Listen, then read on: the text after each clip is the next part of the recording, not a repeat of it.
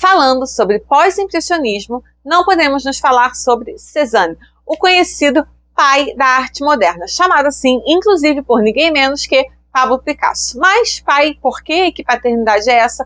Vamos falar um pouquinho mais sobre Cézanne e o seu legado enquanto pós-impressionista.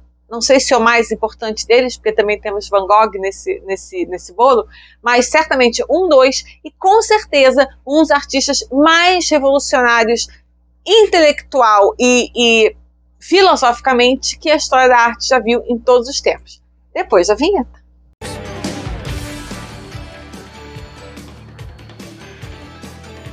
Oi, sou eu, Amanda, aqui novamente no Arte para Você, e hoje vamos falar sobre Paul Cézanne. Eu estava falando sobre pós-impressionismo e é impossível falar sobre pós-impressionismo e não falar sobre Paul Cézanne, que é conhecido até hoje como o pai, o grande pai da arte moderna. Mas que paternidade é essa?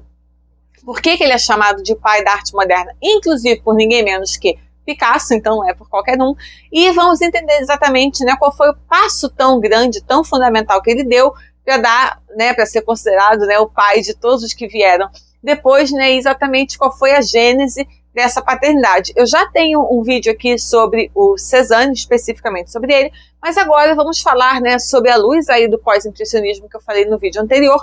Vamos falar agora um pouquinho mais sobre a obra e o legado dele especificamente. Então, vamos começar. No final do século XIX, o pós-impressionismo surgiu na França. Unificado por uma abordagem subjetiva da pintura, esse importante movimento artístico foi iniciado por Van Gogh e Cézanne, um pintor francês cujo trabalho é caracterizado por pincelagens pictóricas, uma abordagem vanguardista da perspectiva e uma paleta de cores vivas. Além de seu papel como importante pós-impressionista, o Cézanne é celebrado também como antepassado do fauvismo e precursor do cubismo. Dada sua proeminência nesses gêneros inovadores, Cézanne é considerado uma das figuras mais influentes da arte moderna. Mas quem foi exatamente o Cézanne? Ele teve uma biografia bastante interessante e a gente vai falar um pouco mais sobre ela aqui. O Cézanne, inclusive, ele começou com os impressionistas, mas devido à enorme e violenta rejeição que os impressionistas tiveram na sua primeira exposição, no seu primeiro Salão dos Rejeitados, ele acabou se afastando um pouco. Ele passou grande parte da sua vida em Aix-en-Provence, né, aqui numa região, uma cidade na Provence, né, não era em Paris. Ele morou assim, ele foi quase que um ermitão, assim, ele não participava, morava, né, afastado de Paris, ele não participava, né, de grandes salões, ele não participava da vida social, não era da boemia de Montmartre, ele não era uma pessoa de vida social ativa, não fazia parte, né, assim, da cena social que o mercado das artes também exige, inclusive porque ele era herdeiro, o seu pai era banqueiro e deixou para ele uma herança bastante significativa, o que permitiu que ele vivesse não apenas uma vida muito confortável, como também que ele não dependesse da venda dos seus quadros. Então, ele pôde viver em Aix-en-Provence e ele dedicou a sua vida não apenas, né, a ser um pintor, né, um artista no sentido, né,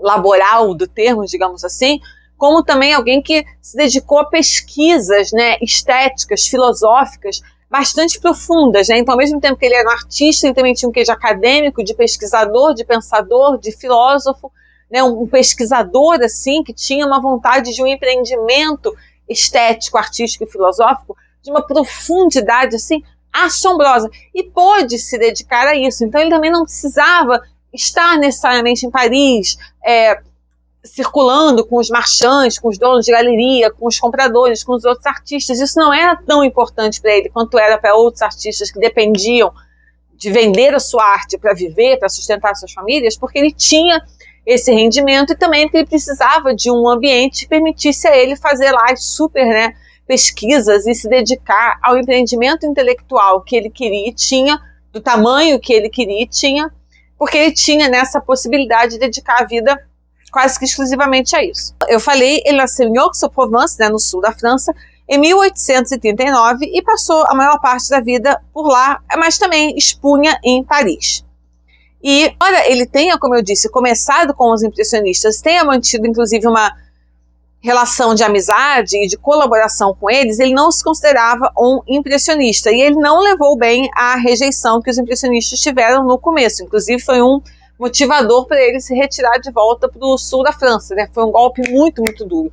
Então, ele começou com eles, ele conhecia todos eles, ele era próximo deles, né? Como eu já falei aqui algumas outras vezes, os impressionistas eram um grupo muito coeso, não apenas artisticamente, mas eles mantinham relações de amizade de verdade, colaboravam uns com os outros.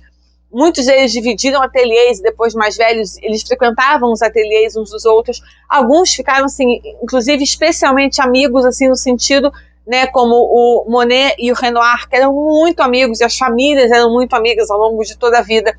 A Berthe Morisot, que era muito amiga e virou cunhada do Monet, a Mary Cassatt e o Degas, mas todos eles tinham vínculos. O Caillebotte, que era outro que também vinha de uma família abastada, que inclusive ajudou eles financeiramente muito tempo, manteve os ateliês, inclusive do Monet e de outros artistas que eram do Pissarro também, que eram artistas bem mais empobrecidos, ele inclusive manteve os ateliês. Então eles eram um grupo que tinha também essa questão muito bonita, né? Não apenas artisticamente, mas eles eram um grupo coeso, assim, no sentido afetivo da amizade e do empreendimento artístico, né? Eles estavam como se estivessem todos, né, segurando uns aos outros, amarrados uns aos outros e empreendendo aquela revolução artística juntos, né? O Cézanne era um pouco mais afastado, mas também porque ele tinha essa personalidade um pouco mais lone wolf, né? Assim, um pouco mais resguardada, né? Digamos assim. Ele preferia, ao contrário dos impressionistas, pintar em estúdio a trabalhar ao ar livre. Ele rejeitou sua pincelada aparentemente espontânea e ele favoreceu composições organizadas e ordenadas. Ele também não estava interessado em capturar impressões fugazes dos seus sujeitos, né, dos seus modelos, que era uma característica fundamental do impressionismo, e eu falei muito sobre essa espontaneidade do retrato no vídeo sobre o Renoir, né, isso não era uma coisa na qual que mobilizava tanto o Cézanne, se concentrava no simbolismo e na substância sobre o estilo. Aqui, citando ele, queria fazer do impressionismo algo sólido e duradouro como a arte dos museus. Como resultado dessa abordagem artística, o Cézanne desenvolveu uma estética única e distinta de seus contemporâneos. No início da sua carreira, o Cézanne usou espátulas para produzir pinturas fortemente texturizadas. Depois de trabalhar ao lado dos impressionistas, no entanto, ele foi inspirado a adotar novos métodos de aplicação de tinta. Já como os impressionistas, ele adotou uma técnica de pincelada quebrada. Ao contrário das pinceladas rápidas, semelhantes a esboços características do impressionismo, no entanto, o Cézanne empregou traços construtivos, marcas meticulosamente organizadas que trabalharam juntas para criar formas geométricas. Como Cézanne evitou o uso de linhas escuras, ele confiou nessa pincelada contrastante para definir os contornos dos objetos quando seus pontos de contato são tênues e delicados. As cores também eram brilhantes, mas como a gente já falou sobre as pinceladas, existem elementos no seu trabalho que o aproximam ao mesmo tempo que o distinguem, né, o separam do impressionismo. Vamos falar sobre a cor. Além das pinceladas pictóricas, as pinturas do Cézanne também são caracterizadas por uma paleta de cores muito reconhecível. Embora muitos de seus primeiros trabalhos sejam reproduzidos em tons sombrios, ele acabou adotando uma preferência por planos de tons saturados. Esse tratamento tonal é particularmente pronunciado em suas paisagens, como suas vistas radiantes do Monte Saint-Victoire. Nessa série ensolarada, Cézanne reduz as montanhas, árvores e casas mediterrâneas do campo da Provence a blocos de cores fragmentados, porém harmoniosos.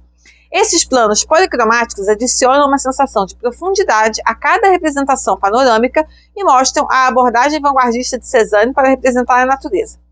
Fiquei muito satisfeito comigo mesmo quando descobri que a luz do sol não podia ser reproduzida, disse ele, segundo aqui o Renoir, né? Isso é o Renoir dizendo o que o Cézanne disse. Ele tinha que ser representado, a luz do sol tinha que ser representada por outra coisa, pela cor. Perspectiva. No meu outro vídeo sobre Cézanne, eu falo muito sobre a importância das grandes percepções que ele teve sobre a perspectiva ocular, né? Como funciona o olho e a observação humana. Então vamos falar um pouco mais sobre a questão da perspectiva, que também foi importante no impressionismo e também aqui no que eu aproximo e separo. Em suas pinturas, Cézanne frequentemente rejeitava representações realistas de espaço em favor de composições mais criativas. Isso é particularmente evidente em suas representações de naturezas mortas, que frequentemente apresentam frutas, garrafas e outros objetos do cotidiano equilibrados em mesas inclinadas e viradas cabeça para baixo. Nessas pinturas, Cézanne jogou com perspectivas e superfícies achatadas para mostrar o mesmo arranjo de vários ângulos ao mesmo tempo. Ele conseguiu isso enfatizando cada objeto individual em vez da cena como um todo, culminando em composições atraentes e fora de ordem. Parece que eu estou falando cubismo?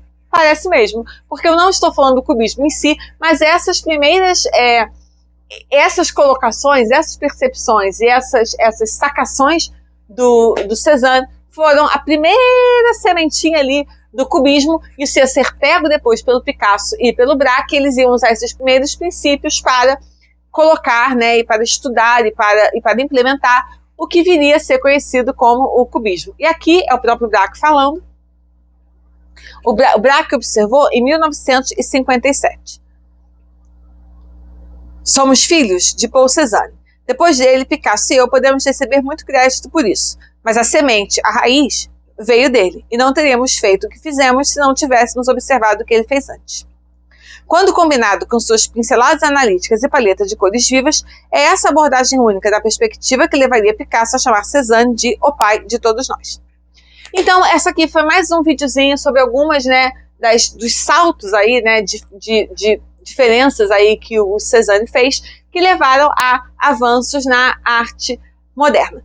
Espero que vocês tenham gostado. Tem outro vídeo sobre o Cézanne aqui, também vou deixar na descrição. Espero que vocês tenham gostado, né? Já que a gente estava falando sobre pós-impressionismo, a gente já tem muita coisa sobre Van Gogh e uma série só sobre Toulouse-Lautrec aqui. Eu achei que o Cézanne também estava merecendo um pouquinho mais de atenção.